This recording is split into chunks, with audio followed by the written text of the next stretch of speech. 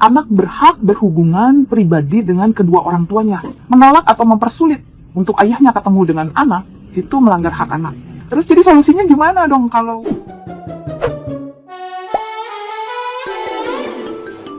Di tengah konflik Ruben Onsu dan Sarwendah yang masih menjadi perhatian publik, seorang netizen yang budiman dengan akun @daganganmimi membagikan pandangannya mengenai dinamika pasangan setelah perceraian.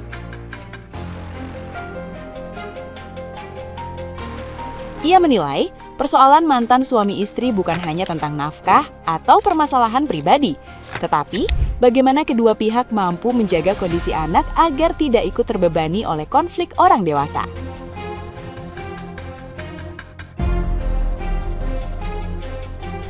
Menurutnya, setelah perceraian, orang tua harus lebih mengutamakan kebahagiaan anak dibanding mempertahankan ego masing-masing. Ia menekankan pentingnya sikap mengalah, komunikasi yang sehat, serta tidak membatasi hubungan anak dengan kedua orang tuanya.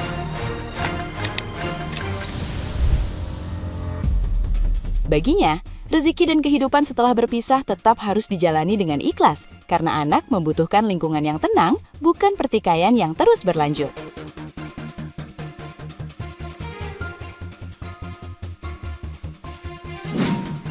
Bolehin Koci, katanya si R dia nggak dilarang kok masuk ke rumah itu. Katanya dia aja yang trauma jadi bingung mana yang benar. Nah, ini mah masih ngebahas tentang suami istri yang bercerai. Terus abis itu si mantan suami itu punya kewajiban untuk masih menafkahi anak. Tapi terus ya ada aja gitu ya masalahnya setelah bercerai. Keributan dan ketidaktenangannya setelah bercerai itu ada aja gitu ya. Ini yang lagi kita bahas. Cuman ini kita ke-triggernya karena kasusnya Ruben Onsu dan Sarwendah. Jadi ini mah nggak ada hubungannya sama mereka. Mimi juga kan nggak kenal dan tidak membela. Ini Mimi karena Mimi pernah ada di posisi kayak gini juga, bukan di posisi yang sama di transfer 200 juta ya, saya bukan itunya ya. Kalau itu sampai terjadi gue juga seneng banget ya. Tapi artinya Mimi pernah ada di posisi yang oke, terus gue bercerai. Mantan suami sama pengadilan tuh dapat di surat putusan tuh udah ada harus begini anu gitu. Terus ya ongko dia sendiri yang minta ke Pak Hakim sebulannya minta sekian. Ya ongko udah diiyain sama hakim di surat putusan udah keluar udah ada ya ongko, terus tiba-tiba dia sendiri yang nyetop. Dia juga yang menemukan alasan kenapa nyetop, katanya anu lah begini. Padahal kitanya mah dari awal dari awal juga diem gitu karena kita saking udahlah terserah lu aja, yang penting kita cepet beres gitu, yang penting gue abis ini mau move on, mau hidup gue yang bener, gue pokoknya mau hidup lurus deh buat anak-anak gue gitu kan, kiranya kan udah begitu. Tapi ya udah tuh, walaupun kitanya udah diem aja nih, ada B urusannya, ada B, pokoknya ada B masalahnya, diperumit, diperibet, dikatain, dipitnah, disenggolnya di mana-mana ada B gitu. Itunya nih Mimi yang sama, dan menurut Mimi kayak banyak juga nih orang yang mengalami kondisi kayak gini, pasti banyak ya bercerai terus kayak pihak yang satunya pokoknya ribet banget gitu loh, ada aja gitu keluhannya, ada aja gitu kayaknya ngatainnya, ada aja gitu kayaknya keributannya. Ini kan yang kondisi bercerai terus kayak gitu kan banyak ya. Padahal yang waras tuh kan ya udah yang lebih banyak diem anteng gitu kan sebenarnya. Tapi makin kita diem makin kita anteng tuh kadang-kadang di sebelah sana tuh suka ada aja gitu yang dicari, yang diperbuat, yang dicari-cari gitu kan. Ini banyak saya yang kondisi bercerai yang kayak gini. Tapi ya lagi-lagi sih menurut Mimi ya, kalau ada keributan gitu ya setelah perceraian, walaupun gue tahu sih kita kan yang waras yang diem ya. Kalau kita waras diem nih, udah kita nggak usah banyak ngomong lagi gitu kan. Yang waras kita diem gitu. Tapi kadang karena kitanya diem gitu ya, dipikirnya tuh kita takut, dipikirnya tuh kita butuh banget, dipikirnya kita takut kehilangan duitnya, takut ini. Jadi atau entahlah apa yang dipikirin gitu kan. Dipikirnya kita takut dibuka aibnya, mungkin dibongkar ke kejelekan-kejelekan kita, padahal kita juga bodo amat gitu ya, mau lu bongkar ke aib gue gitu ya. mau lu apa tuh namanya, mau lu dikte kayak satu-satu kesalahan-kesalahan gue pun bodo amat gitu ya. Padahal kita juga udah begitu gitu. Tapi ya entahlah, karena dia mikir apalah gitu yang bikin dia tuh akhirnya makin kita diem, makin dianya tuh ada aja gitu loh yang diributin gitu ya.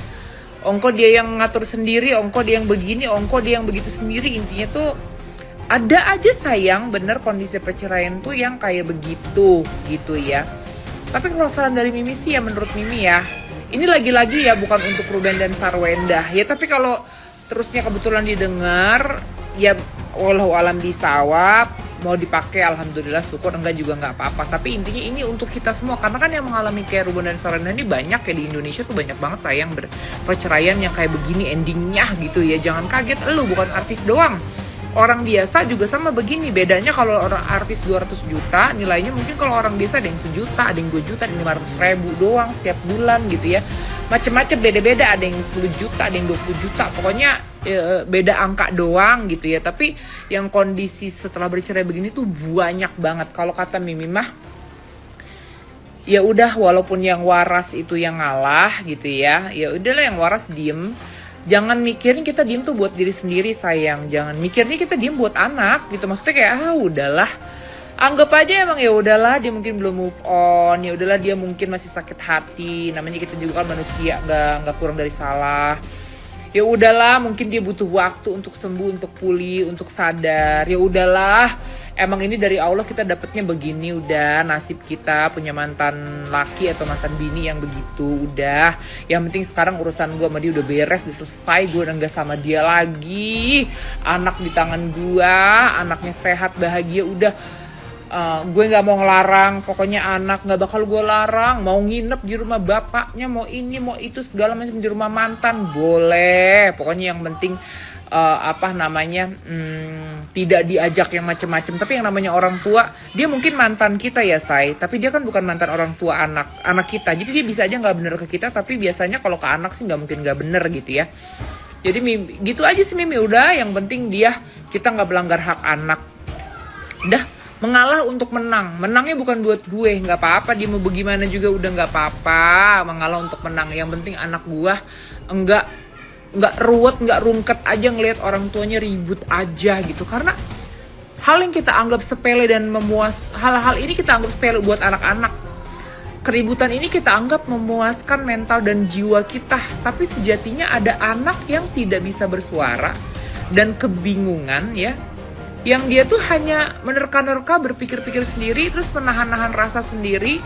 Ke kita nggak enak, ke sebelah sana juga nggak enak, ke kita jadinya, anak kita tuh jadinya ngimbang-ngimbangin, ke sana juga jadi ngimbang-ngimbangin. Ini anak kecil, kasian kalau pada kita gituin gitu. Jadi kalau Mimi sih gitu ya, di posisi yang kayak gitu tuh Mimi merasa kayak udahlah, pokoknya selama lu nggak nyolek gue sampai gue berdarah langsung, gue diem aja gitu. Ya terserah lu mau ngomongin apa tentang gue di luaran, lu pokoknya lu mau apapun bebas.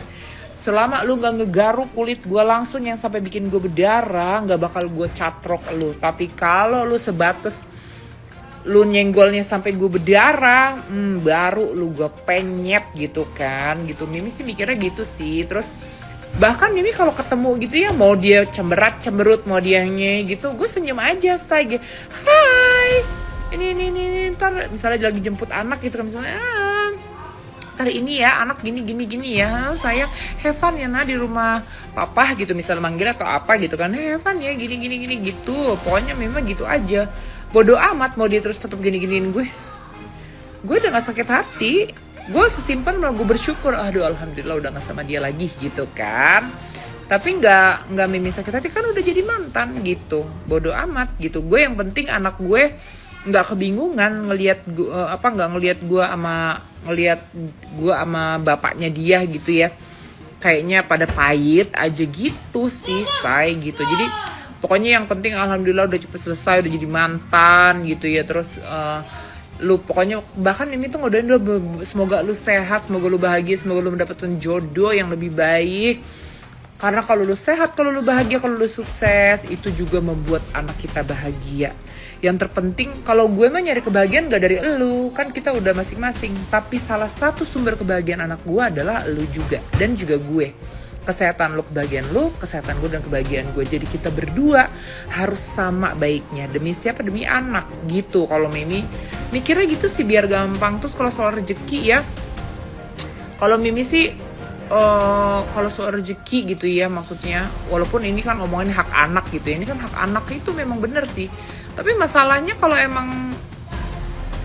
orang emang tahu apa yang jadi kewajibannya dia dan apa yang harus dikasih dan emang mau ada itikat baik untuk ngasih, sebenarnya nggak usah diomong ada perjanjian sebenarnya orang kalau emang dasarnya udah mau, udah sadar apa yang jadi, dia udah secara otomatis ngasih aja sih gitu. Jadi intinya apa?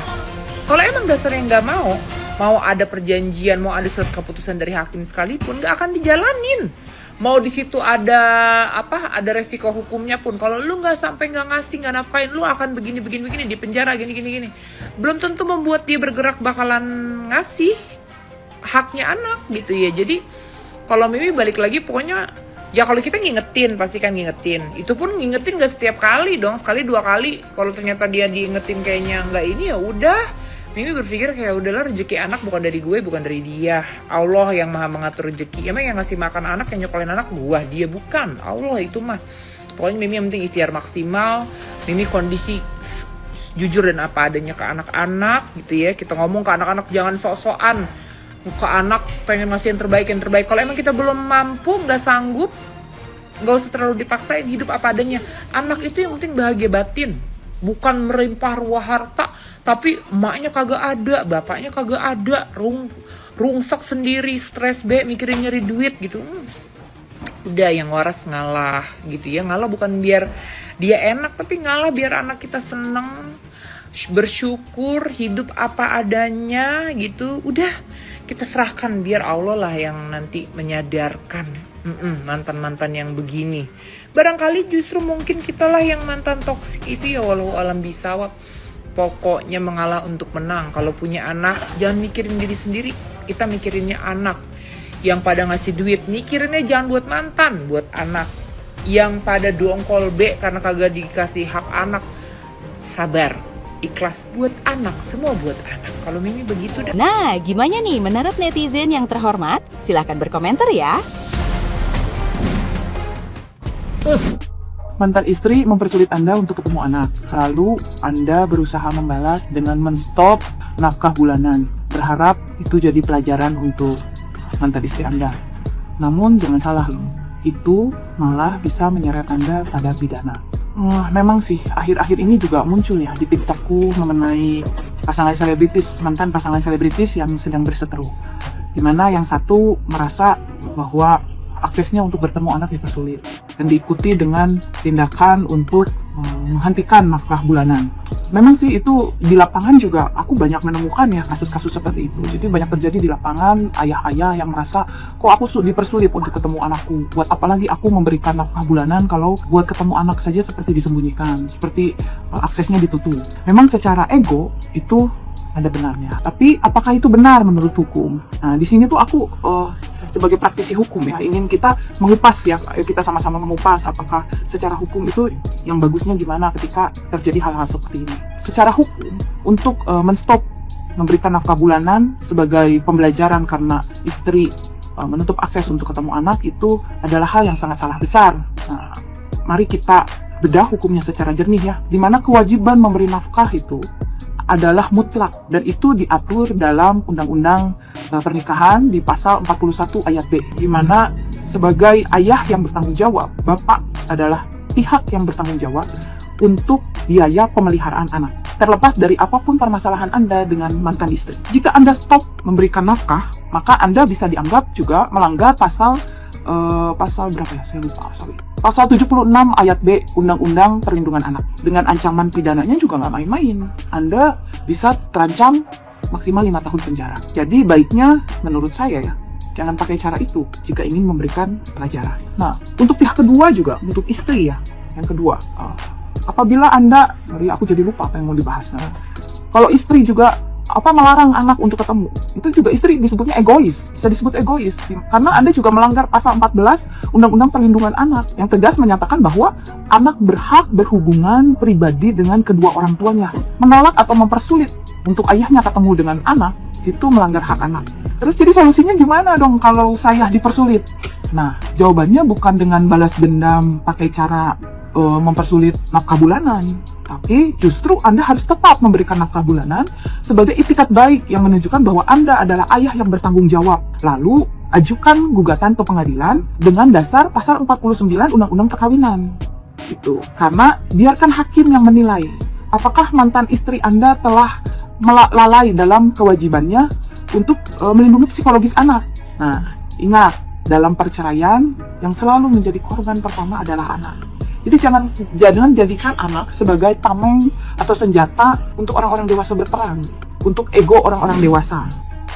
Aku nggak tahu ya sampai gimana lagi dramanya, nggak kelar-kelar, nggak beres-beres, malah makin menjadi-jadi. Disclaimer ya, buat yang nggak suka atau yang menjadi pemuja Siro Sanahus, jangan datang ke sini. Daripada nanti ku balas komentar julidmu dengan kata-kata kasar, mending nggak usah nyampah di aku. Nggak tahu ya maunya si RO ini apa, ngapain dia coba posting-posting pacarnya mantan istri, padahal dulu dia waktu dekat-dekat sama si yang Ono nggak pernah tuh dia papain sama mantan istri. Kalau mau masalahnya cepet selesai, udah jangan diperpanjang lagi dengan drama-drama yang mending diselesaikan aja masalahnya dengan mantan istrinya dan mau bertemu sama anak-anaknya sok silahkan, tapi jangan bikin drama-drama baru lagi.